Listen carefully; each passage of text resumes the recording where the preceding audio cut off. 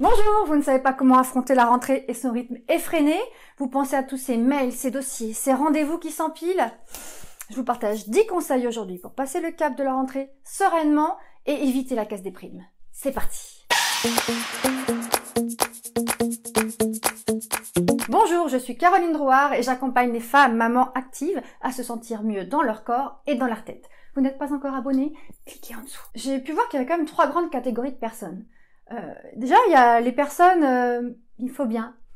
Ce sont des personnes qui ne sont pas très motivées à l'envie de reprendre le travail, mais de toute façon, faut bien y aller. Donc elles considèrent ce sentiment comme normal, comme si on ne pouvait pas être satisfait de son travail.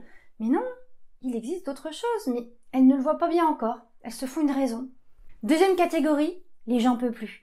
Là, eux, ils n'ont pas du tout envie de reprendre le travail. Ils se forcent un peu, donc ça ressort un petit peu sur le corps. Donc ils ont la boule au ventre, ils ont mal au cœur, sensation d'étouffement. Bon, je connais bien parce que j'ai longtemps été dans cette catégorie.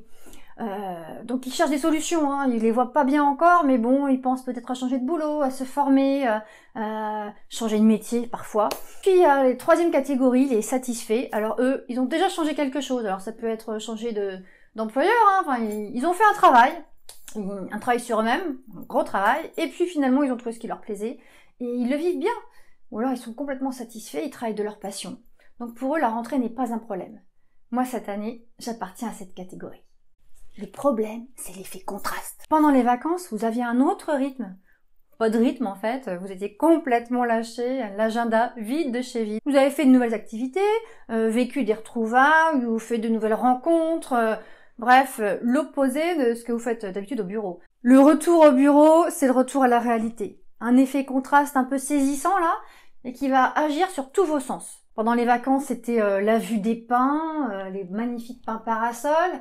De retour au bureau, vous avez la vue sur la tour de dossiers qui se sont empilés. L'odeur aussi, ça joue sur l'odorat, donc l'odeur du maquis corse par exemple. Moi, j'adore le maquis corse. Le contraste avec l'odeur de la moquette du bureau. Vous avez aussi entendu le bruit des vagues, le frémissement des feuilles. Là, qu'est-ce que vous entendez? La sonnerie stridente du téléphone qui vous rappelle que vous devez répondre. La saveur du melon. Oui, ça change du poisson pané de la cantine. La douceur du sable fin. Ah ouais, oui, le clavier, c'est pas pareil. C'est l'effet deuil de vos vacances. C'est nécessaire pour tout changement. Vous êtes dans une phase de transition.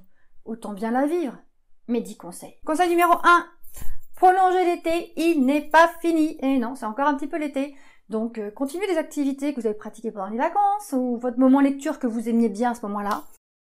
L'alimentation vacances aussi.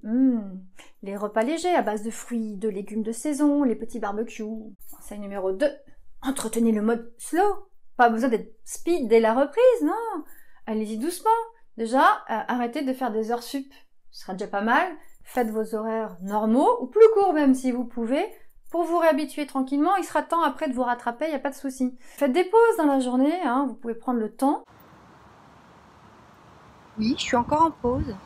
Faire des pauses, on est quand même beaucoup plus efficace quand on se remet au travail après avoir fait une pause. Et de toute façon, vous n'allez pas tout faire en 5 minutes. Prévoyez davantage de moments de convivialité aussi avec vos collègues, avec les gens avec qui vous travaillez.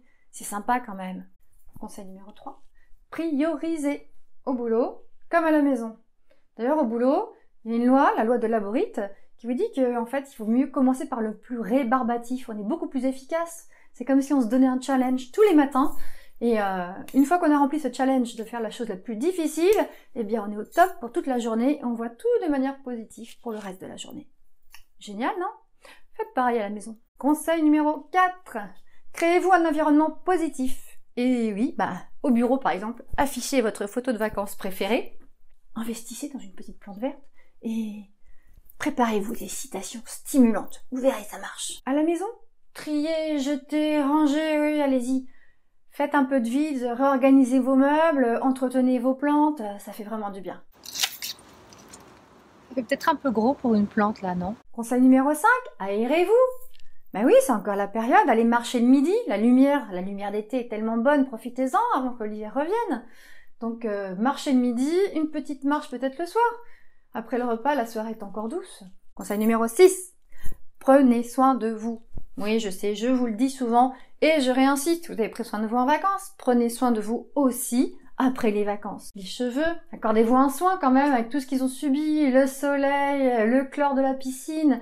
Ils ont bien besoin qu'on prenne soin d'eux, non? Et puis si vous faisiez par exemple aussi un massage assis, allez voir sur le site, c'est top. Conseil numéro 7. Dormez bien. Non, c'est pas fini. Retrouvez un rythme de sommeil plus respectueux pour vous.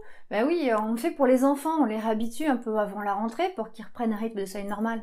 Ben faites-le pour vous aussi. Si vous cherchez des conseils pour bien dormir en qualité, en quantité, vous trouverez tout ça dans mon guide qui s'appelle les 6 piliers d'une journée qui déchire, que vous pouvez télécharger gratuitement juste en dessous de la vidéo. Conseil numéro 8, passez vos soirées différemment. Et oui, vous aviez une routine avant les vacances, c'est pas la peine de la reprendre, hein, c'était pas si terrible. Vous pouvez passer vos soirées différemment.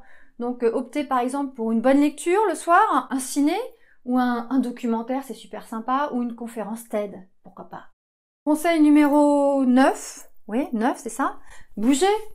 Vous aimez le sport? Allez pratiquer votre activité favorite, vous n'avez pas besoin de moi pour ça. Si vous voulez tester une nouvelle activité ou continuer une nouvelle activité que vous avez commencé pendant les vacances, mais allez-y, vous allez trouver des clubs autour de chez vous. C'est le moment d'aller vous inscrire.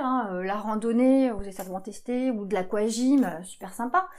Si vous n'êtes pas sport, il y a quand même beaucoup de choses qui existent. Bougez-vous, mais vous pouvez tester le yoga, qui est super sympa, la marche, tout simplement la marche. Conseil numéro 10. Fréquentez des amis. Prévoyez des sorties. Bon, vous pourrez prévoir des sorties en couple, en amoureux, des petits dîners, mais aussi des week-ends, des repas. Programmez des barbecues. Organisez les prochains week-ends à venir, et même les vacances, ça fait tellement de bien de penser aux prochaines vacances.